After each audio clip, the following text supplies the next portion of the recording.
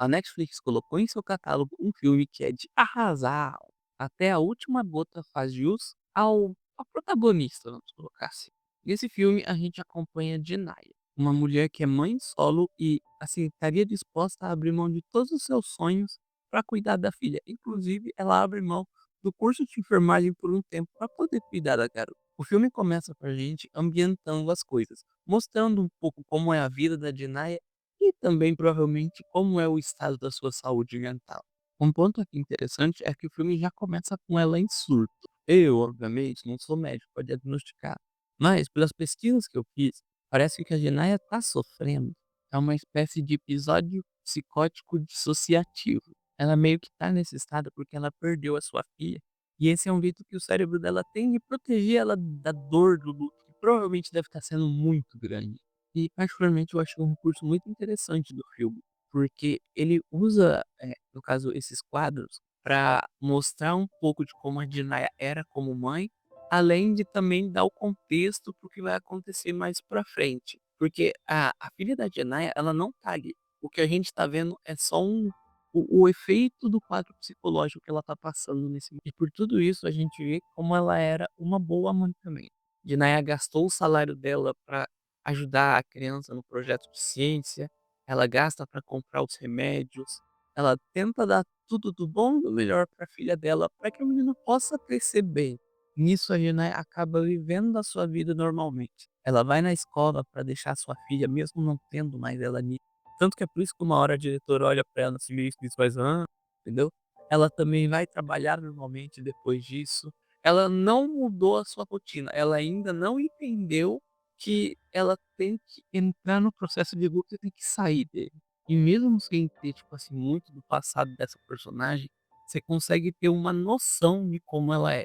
Se ela dá pra ver que ela é uma pessoa honesta, que ela é uma pessoa boa, que ela não quer o que não é dela. Esse tipo de personagem, aquele tipo de personagem que a gente olha e fala, é o personagem bonzinho, sabe? Só que assim como todos nós, a Denai, ela também é refém de um sistema que a gente meio que acabou criando. Por exemplo, no mercado em que ela trabalha, tem uma moça lá querendo levar algumas coisas usando o cartão social. Só que a ordem que a Dinaya recebe é que ela não pode passar certos produtos com cartão social. E ela não pode fazer nada, porque ela só, se ela desobedecer, ela basicamente vai ser demitida. E ela precisa muito desse emprego. Sabe aquele momento em que a telefonista liga para você do marketing, você fala para ela que não quer, mas ela não tem escolha? Ela tem que te ligar, ela tem que falar pra você o que ela quer, porque não tem muito que ela possa fazer. Ou quando você vai em alguma loja e o vendedor ele acaba não podendo fazer o que você quer, porque isso vai contra a política da empresa e a ordem que ele tem é totalmente outra. A gente vê isso também quando a Dinah ela tá indo no banco, né? E o chefe dela deu pra ela alguns minutos pra ela resolver os problemas que ela estava tendo. E não é o suficiente, porque no banco tinha uma fila enorme, só que ninguém podia fazer nada. Todo mundo tinha que esperar e estava todo mundo de mãos atadas nessa hora. E o chefe dela, ele é uma pessoa muito inflexível, muito complicada. Ele tem também alguns preconceitos raciais dentro dele. Não é racial, na verdade, ele tem alguns preconceitos contra as pessoas no geral, sabe. Ele vai definir quem a pessoa é, às vezes, pelo tipo de andar, pelo tipo de falar, pelo tipo de trabalho que ela tem. Esse é o tipo de coisa que o chefe dela acredita realmente. E dentre isso, ela ainda tem que lidar com um cara arrogante que quase atropelou, quase destruiu o carro dela ali no sinal. Ele simplesmente catou o carro dele e foi pra cima. E nada aconteceu devido ao status social que ele tinha, se a gente for colocar assim. E com todos esses problemas, ela ainda precisa lidar com o fato de ter sido demitida e estar com o aluguel atrasado. Quando depois de um dia caótico ela volta para casa, ela encontra as coisas dela na rua. Em meio à chuva tem os remédios da filha dela, algumas roupas, alguns móveis. A Dinah, ela tá vendo a vida dela tomando chuva ali na rua como se fosse lixo.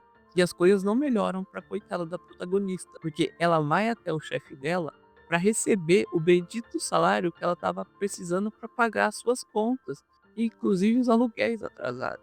E nessa hora, o lugar onde ela tá com o chefe conversando, aparecem 2 homens que acabam querendo assaltar. Então na sala temos o ex-chefe dela, que ela já foi demitida nesse momento, temos ela, a Janaya, e o cara que tá indo realizar o assalto. E no momento do assalto, a Janaya ela já tá em surto. ela acaba lutando contra um dos caras e pegando a arma dele e acaba atirando nele. O outro amigo do ladrão ali acaba conseguindo fugir. O chefe dela, precipitadamente, só porque o cara leu o nome do crachá da Janaya e chamou o nome dela, ele acha que ela tá envolvida. Daí ele acaba querendo, eh, ele não acaba nem ligando pra polícia e falando que houve um assalto, ele fala que uma das envolvidas é a Janaya. Ele já culpa ela, assim, primeiramente ali, no que a gente tá vendo. E Janaya, já sendo pressionada de todos os lados, com a saúde mental quase inexistente, ela acaba atirando no chefe dela.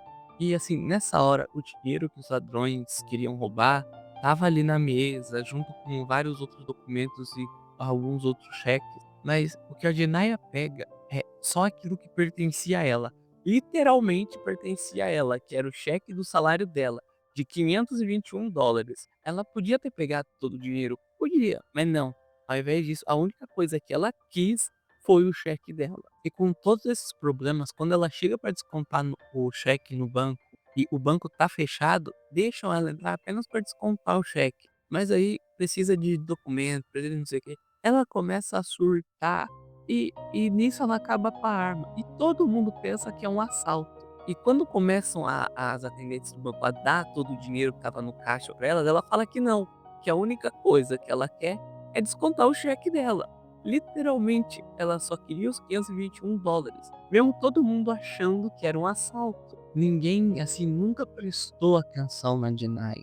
As pessoas só davam pancada nela e, assim, não tentavam entender o que realmente estava acontecendo, o porquê de toda aquela correria, o porquê daquela mulher tá sempre surrada, tá sempre com roupa velha, tá sempre com a expressão de cansada, sempre suada, tá? Porque a maior parte do filme ela tá escorrendo suor, basicamente. Janaya é aquela típica personagem que a vida pegou e falou: "Vamos ver até onde ela aguenta", e começou a dar pancada, começou a empurrar, deixou ela na beira do penhasco e falou: "Vamos ver até onde ela consegue aguentar antes de pular lá dentro".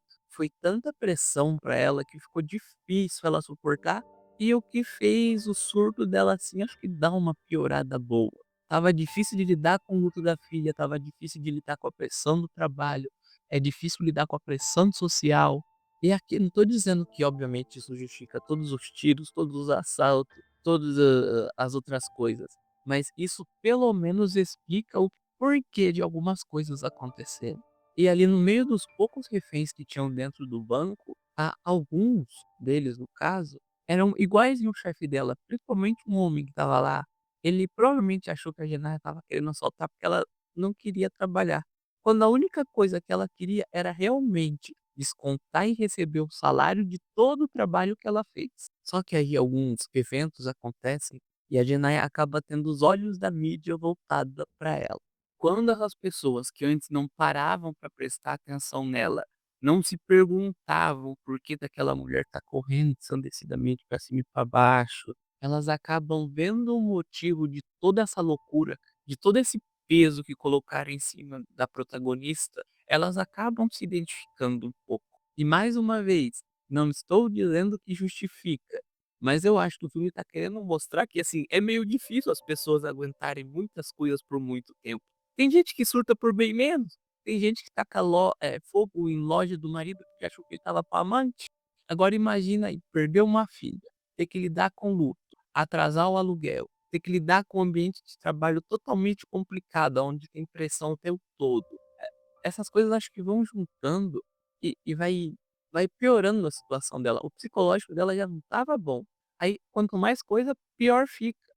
Então, tipo assim, Janaya não estava no banco para pedir resgate para ser feito, ela não estava no banco para levar o dinheiro do banco. Eu repito pela enésima vez, ela estava lá apenas para pegar o seu salário. E os personagens que acabam entendendo ela bem são a senhora com diabetes, que, como diz ela, ela já viveu muita coisa e viu muita coisa, então ela acaba entendendo o lado da Janaya. Obviamente que, como ela mesmo diz lá dentro, não justifica, mas ela entende. A gerente do banco também, que se mudou para aquele banco para poder ajudar as pessoas, e principalmente a detetive, que teve uma história de vida muito parecida com a da protagonista. E perto do final do filme é onde é revelado para nossa protagonista e principalmente para você que está assistindo também, que a filha dela já não tá mais ali. E tudo aquilo que a gente viu nada mais era do que a mente da Janaya protegendo ela, criando uma ilusão para fazer ela continuar normalmente. E no fim veio o colapso emocional, a quebra psicótica que acaba permitindo a protagonista confrontar a sua dor, confrontar a sua tragédia, faz ela voltar para a realidade, mesmo que difícil, dolorosa e triste. Aí, nesse final, tinha algumas pequenas considerações, porque no começo eu confesso que eu achei que eles iam deixaram meio aberto. Porque, por exemplo, eu acho que o final em que a Janaya acaba sendo alvejada pelos agentes, talvez seja idealização da cabeça dela. Porque eu pensei assim, como ela já perdeu a filha, ela perdeu o mundo dela, ela tá meio que sem propósito para continuar vivendo. Então acho que na cabeça dela a melhor situação, a melhor saída seria esse final. Só que eu vi, parece que o final onde ela sai do banco, se entrega e acaba sendo presa, é o final mesmo, real. Então assim, eu fiquei meio em dúvida com relação a isso. Porque o filme todo, depois que ele chega nessa parte final que mostra que ela estava em surto, você começa a desconfiar de algumas coisas que aconteceram.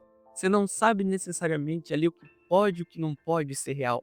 Se aquelas pessoas realmente estavam ali, se realmente ela morreu ou ela se entregou. Esse final do filme foi muito interessante, porque talvez tenha mostrado toda a incerteza que a própria protagonista talvez estivesse vivendo dentro do filme. É legal, você começa tendo certeza das coisas e no final você não tem certeza de mais nada. E isso depois eu acho que passa bem a sensação da personagem principal. E eu acho que esse final poderiam ter dado pra ela de mais realista, porque a Janaya perdeu a filha, tá? Assim, ela agora vai ser presa, vai ser julgada pelos atos que ela cometeu e ainda vai ter que superar o luto, que é uma coisa assim, bem difícil pra ela. Se ela tivesse morrido, eu acho que esse seria o final mais, sei lá, mais de mais compaixão. Porque eu não sei como tá sendo como é essa questão da dor de perder o filho. Eu não tenho filhos, então é meio difícil dizer alguma coisa. Mas eu acho que não deve ser fácil. No mais, eu acho que o diretor falou: escolha o final que lhe agrada mais e seja feliz. Bom, isso é tudo por hoje. Eu espero que tenha gostado do vídeo. Se gostou, tem vários outros vídeos aqui para você maratonar no canal. Fique à vontade. E é isso, galera. Tchau, até a próxima.